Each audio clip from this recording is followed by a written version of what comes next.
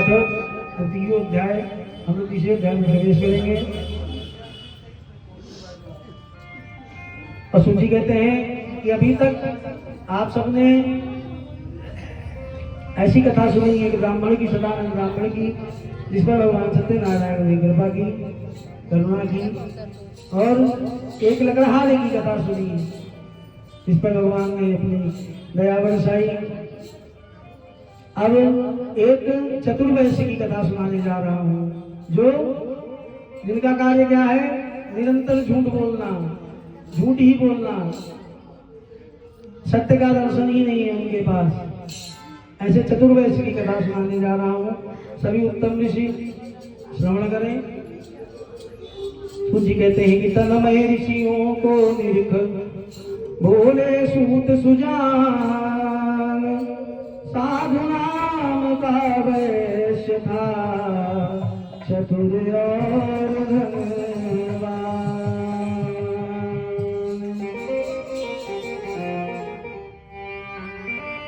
और यह चतुर्वैश्य सूची कहते हैं, इनका कार्य क्या है, बोले झूठ ही लेना, झूठ ही लेना, झूठ ही लेना, झूठ ही लेना,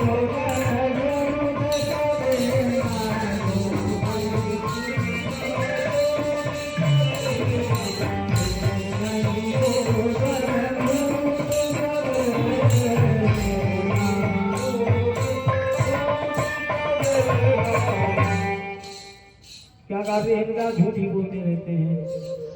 कार्य क्या है इनका साधु का, सूची कहते हैं कि यह चतुर्वैश्य वर एक समय, यह चतुर्वैश्य वर एक समय,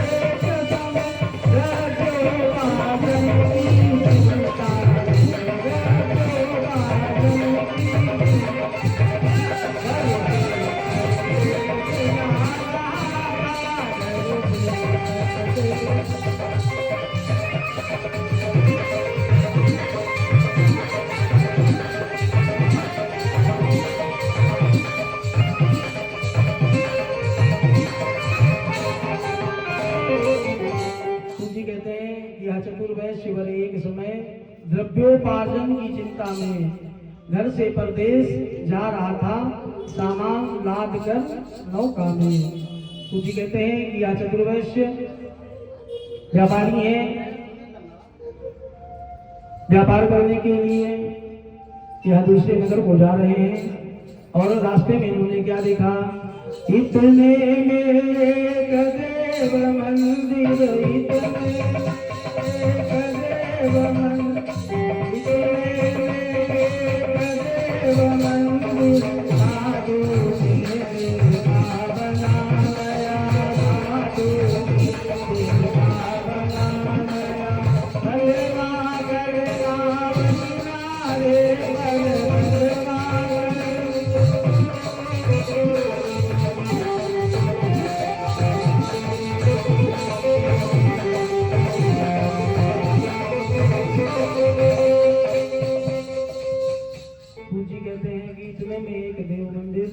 साधु ने देखा बना नया, एक नया सुंदर सा मंदिर देखा है भगवान का। नाव को बंधवाकर वह उस मंदिर की ओर गया। क्यों? क्योंकि शंखनाद हो रहा है, घंटे बज रहे हैं, अच्छी सुगंधियां आ रही है उस मंदिर से। उसको रहा नहीं गया, अपनी नाव को बंधवाया है किनारे पर और उस मंदिर की ओर चला गया। वहां पर क्या हो रहा है, बोले भद्रशीला के नदी के तट पर राजा उनका और उनकी पत्नी सुशीला भगवान सत्यनारायण का व्रत कर रहे थे, पूजन कर रहे थे। क्या कर रहे थे, हम लोग भी करेंगे, भगवान सत्यनारायण का ध्यान कर रहे हैं, स्तुति कर रहे हैं भगवान सत्यनारायण की। हम लोग भी दो लाइन में भगवान सत्यनारायण की स्तुति करेंगे, क्योंकि समय का अभाव है। आप सबको भी अपने अपने घर जाना है। सब लोगों को घड़ी ही दिख रही है, हमको माइक दिख रहा है, आप लोगों को घड़ी दिख रही है, चौका चूल्हा दिख रहा है, हमको तो कोई नहीं बनाया दे देती लोग, तो कोई समस्या नहीं, यहाँ पे वहीं मिल जाएगा। तो दो लाइनों में भगवान सत्यनारायण की स्तुति करेंगे। राजा उल्का और सुशीला जो कि स्तुति कर रही है भगवान सत्यनारायण की, हम लोग यहाँ करेंगे भगवान सत्यनारायण के दरबार में। आदि देवं जगत्कारणं श्रीधरं लोकनाथं देवं व्यापकं संसारम्। आदिदेवं जगत्कारणं श्रीधरं लोकनाथं देवं व्यापकं संसारम्। सर्वभक्तेष्वतं मुक्तिदं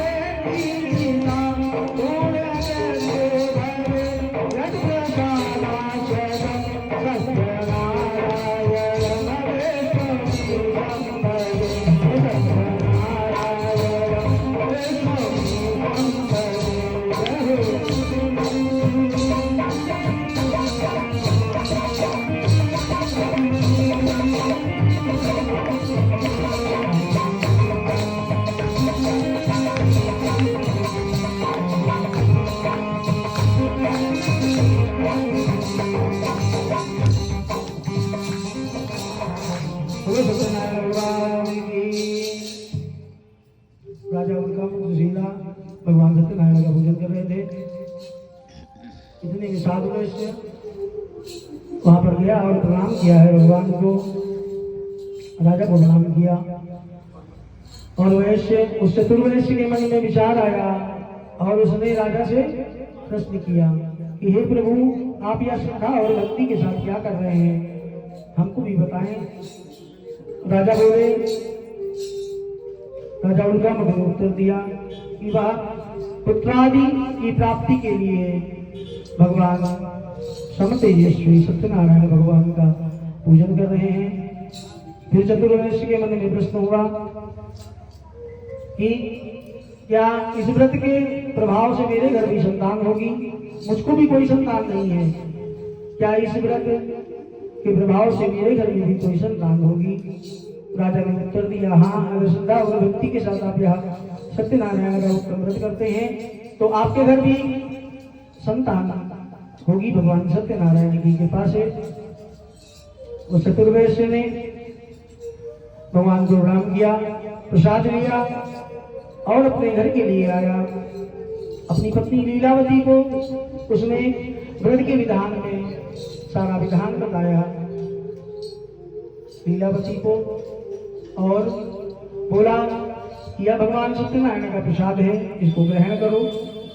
और अगर हमारे घर में भगवान सत्यनारायण की कृपा से अगर संतान की उत्पत्ति होती है तो हम भी यह भगवान सत्यनारायण का उत्तम व्रत करेंगे, विधान करेंगे। लीलावती ने प्रसाद ग्रहण किया। कुछ समय बीता, भगवान सत्यनारायण की कृपा से लीलावती गर्भवती हुई और संसारवासियों की तरह 10वें महीने में एक सुंदर कन्या का जन्म हुआ। अब जब काफी समय के बाद संतान उत्पत्ति होती है, संतान होती है, तो उत्सव आदि मनाए जाते हैं, बधाइयाँ गाई जाती हैं। तो आज उस चतुर्वेशी के घर में काफी समय के बाद संतान हुई है। जब मन्नत वाले, मनौती वाले बच्चे होते हैं तो बड़ा उत्सव मनाया जाता है। तो आज साधु जी के घर में भी उत्सव हो रहा है। हम लोग भी प्रयास करें इस भजन के माध्यम से वहाँ पर पहुँच सके, तो प्रयास करेंगे हम लोग भी वहाँ पहुँचने की। बधाई गाने के लिए आए हैं, बधाई गाएंगे।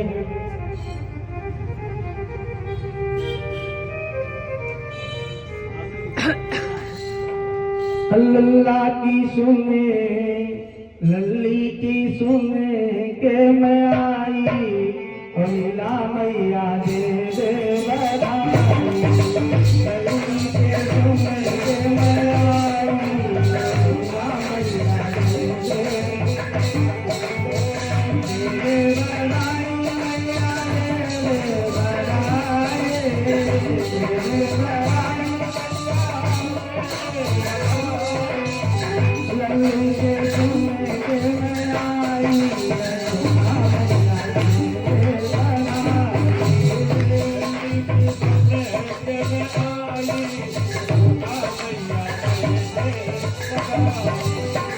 क्या चलेगी भैया बताएंगे? हाँ, अरे चोरी भी दे दे मैया, चुनरी दे दे, चोरी भी दे दे मैया, चुनरी भी दे दे, चोरी भी दे दे मैया, चुनरी भी दे दे, चोरी भी लहंगे की दे दे सिलाई, लीला मैया दे दे बधाई। लहंगे की दे दे सिलाई, लीला मैया दे दे।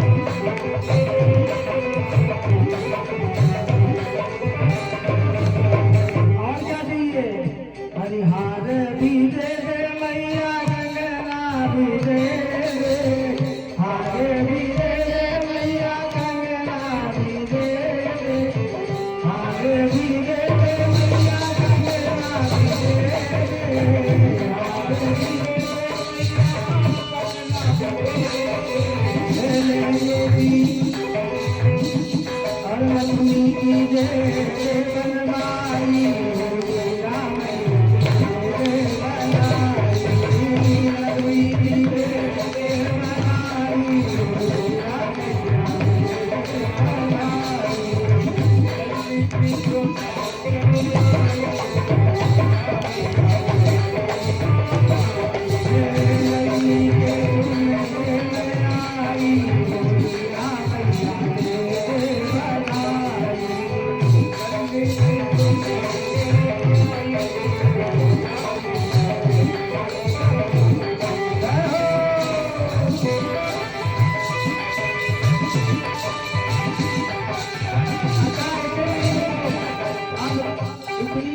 मेहनत कर रहे हैं ना, क्या घंटे हो गए? 1-1.5-2 घंटे तो हो गए। अब आप बताएंगे आप लोगों को भी हाथ उठाकर उसे नाचना चाहिए, क्यों दरबार में क्यों नाचते हैं? जब छोटा बच्चा होता है, जैसे छोटा बच्चा मचलता है ना अपनी मैया के लिए, दोनों हाथ उठा के, ओ मैया ले लो ना, देखो अरे ले लो गोदी ले लो हमको, तो ऐसे ही दोनों हाथ उठाकर जब मचलेंगे ना तो अपने आप गोद में ले लेंगे। तो खड़े हो जाओ थोड़ी देर, भगवान के लिए नाचो आप लोग।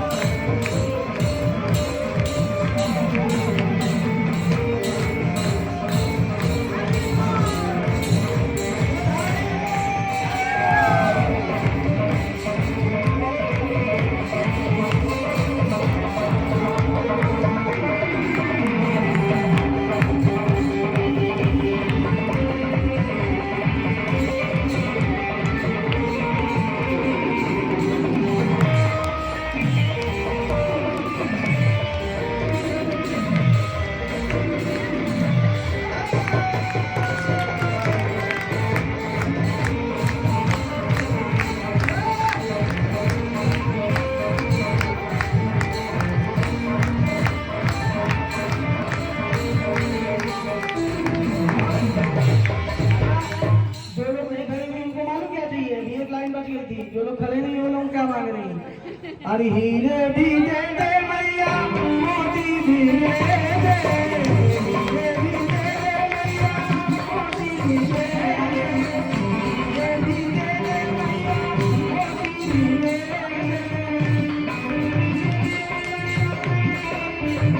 दे।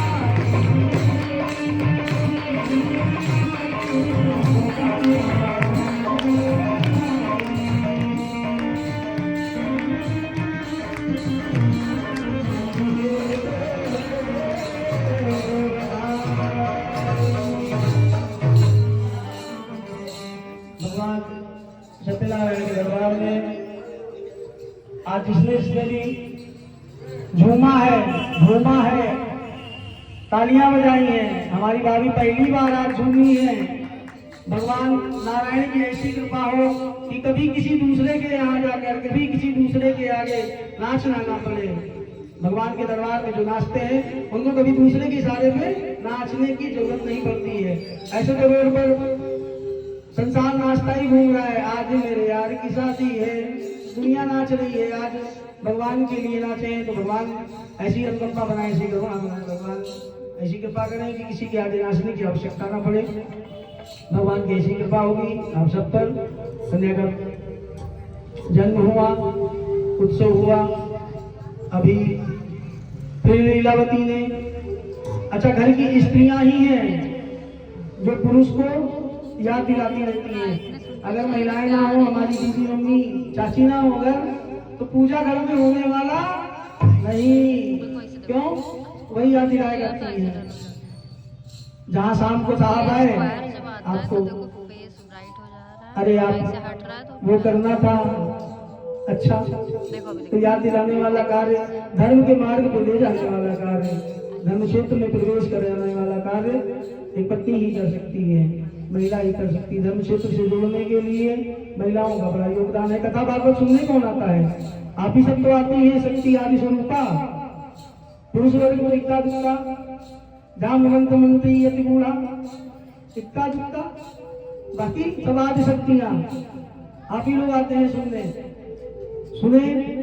और रात में मिश्रा जी को सुनाया। मिश्रा जी आज सत्यनारायण भगवान की कथा सुनने गए थे। मिश्रा जी मगन, जितना आनंद से हमारे मिश्रा जी बैठते, आज संडे नहीं है तो पूरी कथा सुनते बड़े आनंद से। हमारे मिश्रा जी बड़े भैया हमारे, बड़ा सहयोग, भाभी भी हमारी, इनका भी बड़ा सहयोग करनी है।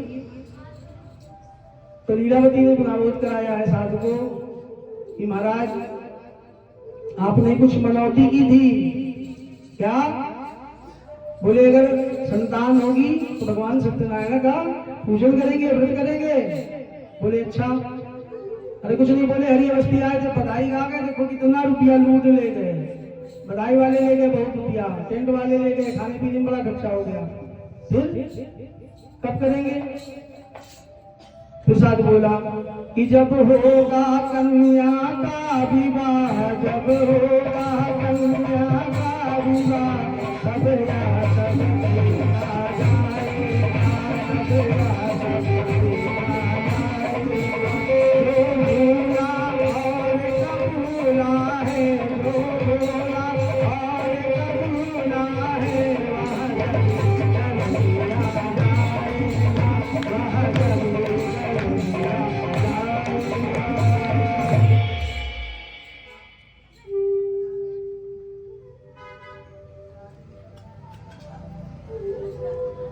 बोले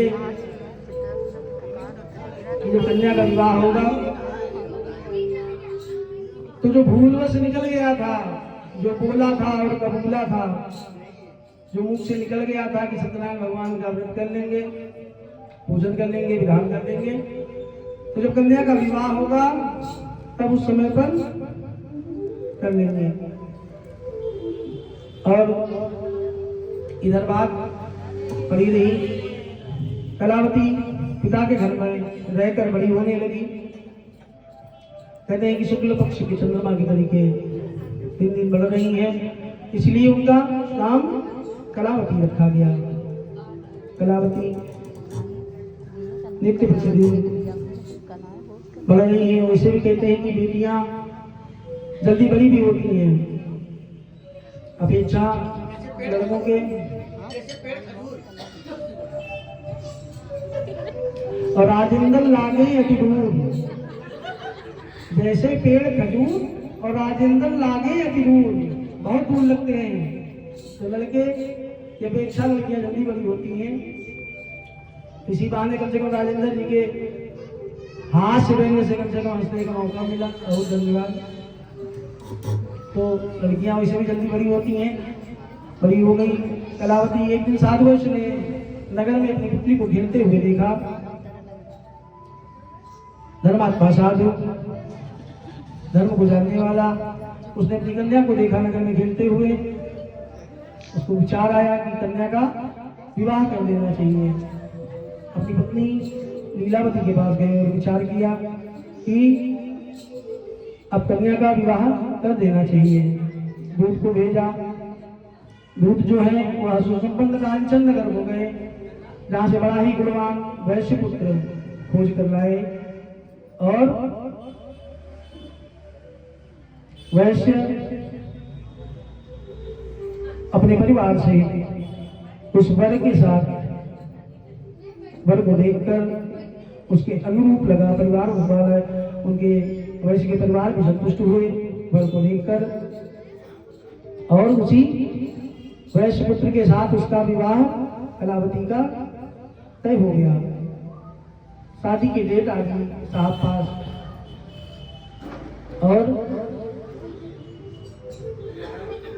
और आज मेहंदी की रस्म है। कलावती की आज मेहंदी हो रही है। हम लोग सम्मिलित होंगे कलावती के मेहंदी फंक्शन में। हाँ, तो हम लोग सम्मिलित हो, मेहंदी लगाई जा रही है कलावती को।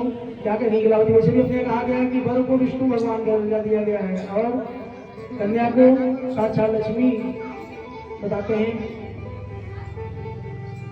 तो आओ मेरी सखियों मुझे मेहंदी लगा दो, आओ मेरी सखियों मुझे मेहंदी लगा दो, आओ मेरी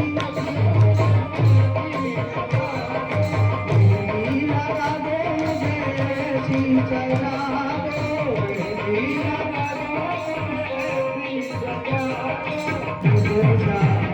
दो, मुझे चलाई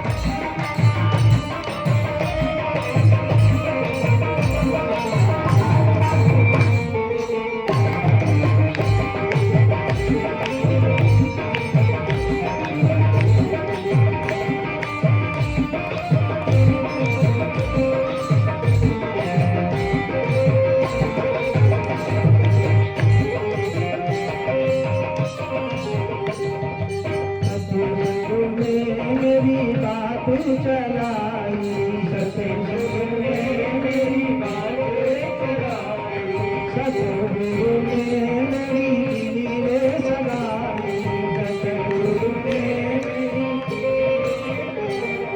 सतगुरु ने मेरी नीरे सगाई, सतगुरु ने मेरी नीरे सगाई। बुला के हंसने वाले लगा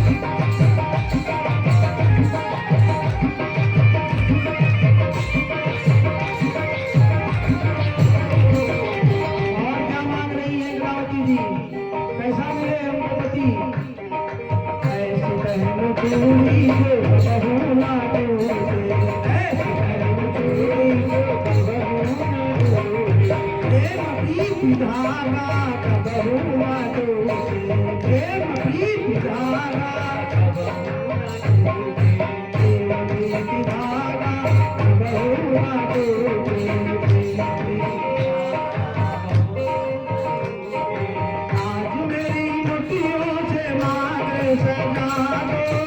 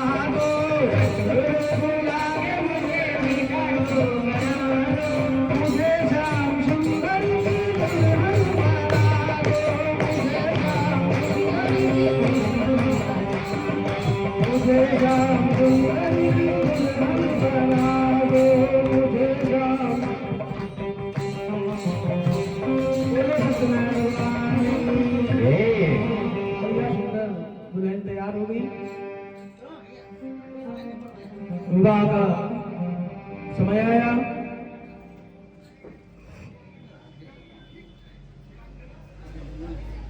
विवाह संपन्न हुआ और विवाह में भी वह चतुर्वेश्य भगवान सत्यनारायण की पूजा व्रत को भूल गए।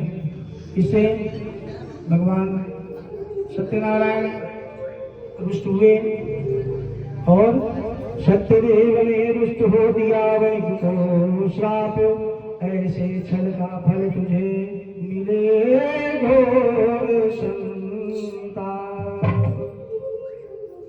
भगवान सत्यदेव ने रुष्ट होकर श्राप दे दिया। उस समय रीता अपने व्यापार में कुशल व साधु वणिक अपने दामाद के साथ व्यापार करने के लिए समुद्र के समीप स्थित रत्नसाल नगर में गया और दामाद के साथ व्यापार करने लगा। इस सुंदर नगर का राजा चंद्रकेतु था। एक दिन राजा की संपत्ति चुराकर चोर वहां आए, जहां दोनों वणिक मनुष्य ठहरे थे। चोरों ने राजा के सिपाहियों को अपना पीछा करते देख वहां चोर धन को वहीं छोड़कर विलुप्त हो गए। इसीलिए कहते हैं कि 14 कदम चोर से और कितने 36 कदम चुगलखोर से। ऐसे लोगों से बड़ा दूर रहना चाहिए, पता नहीं क्या करते अब पाप करते। शायद वैष्णवी ने बैठा लिया होगा पास में, अब थोड़ी देर अपना बातचीत की होगी, उसके बाद अपना अच्छा अभी आते हैं साहब। सिपाहियों ने आके देखा धन को वहां पर और उन वैश्यों को ही चोर समझ लिया। क्यों? क्योंकि भगवान सत्यनारायण ने प्रतिज्ञा से भ्रष्ट होने पर श्राप दिया था इनको। क्योंकि भगवान इस कथा में आप दर्शन करेंगे कि अगर जहां भी कुछ दिक्कत आएगी, कष्ट आएंगे, तो वहां कहां पे आ रहे हैं? बोले असत्य। रामचरितमानस में कहती है कि नहीं असत्य सम पातक पुंजा। असत्य के बराबर कोई पाप नहीं है और सत्य के बराबर संसार में कोई पुण्य बना ही नहीं है। दोनों वैश्यों को पकड़कर राजा के समीप ले गए और राजा ने बिना विचार किए उनको जेल में डाल दिया। दोनों वैश्यों की बात नहीं सुनी, जो भी धन था उनका धन सारा छीन लिया गया और कारागार में बंद कर दिया गया उनको। और भगवान सत्यनारायण के क्रोध की वजह से इधर घर पर का स्थिति है, जो घर की संपत्ति है वह चोर चुरा के ले गए। अभी सेठ जी की जो सेठानी है लीलावती जी, कहते हैं कि पति का पत्नी को भी भोग करना पड़ता है। लीलावती जी तो परमानेंट कह रही है महाराज कथा करा लो, कथा करा लो, कथा करा लो, नहीं कराया। इधर घर की भी संपत्ति को चोर लेके गए और इधर क्या स्थिति है? लीलावती की घर घर भटक रही है, धन पाने के लिए भिक्षाटन कर रही है, मांग खा मांग कर अपना गुजारा कर रही है। एक दिन बेटी कलावती रात्रि में देर से घर लौटी। माँ ने पूछा कि बेटी रात भर तक, इतनी रात तक तू कहाँ रही? तेरे मन में क्या है मुझे बता। क्यों? अब तो खैर ऐसा समय आ गया कि हम लोग देर तक, मान लो बच्चे बाहर रहते हैं चले जाते हैं, लेकिन एक समय ऐसा था कि एक टाइम निषिद्ध था कि सूर्यास्त के बाद बेटियों को, महिलाओं को बाहर रहने की अनुमति नहीं दी जाती थी। सूर्यास्त के पहले आप घर के अंदर होना चाहिए आपको।